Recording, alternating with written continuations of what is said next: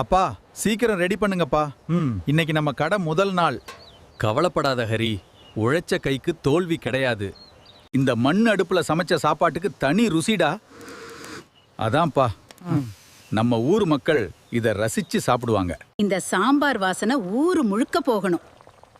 அம்மா, வாசனையிலேயே கூட்டம் வந்துரும் போல.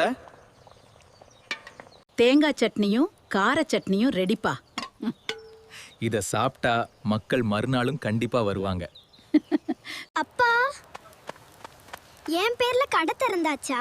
ஆமாண்டா செல்லம், நீ தான் இந்த கடை ஓனர். நம்ம சின்ன முதலாளியும் வந்துட்டாரு. தம்பி நல்ல பையனா இருக்கணும். நான் எல்லாருக்கும் இலை போடுறேன் தாத்தா. நம்ம கயல் பெரிய ஓனரா வரப்போறா. இந்தா வேலுக்குட்டி, சக்கரை. தாத்தா, இவனுக்கு இதுதான் ரொம்ப பிடிக்கும். வாங்க ஐயா, முதல் போனி நீங்க தான்.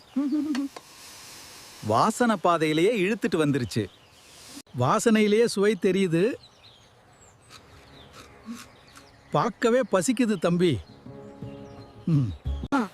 என் கடை சூப்பர்னு சொன்னேன்ல. கயல் குட்டி, ரொம்ப அருமையா இருக்கு.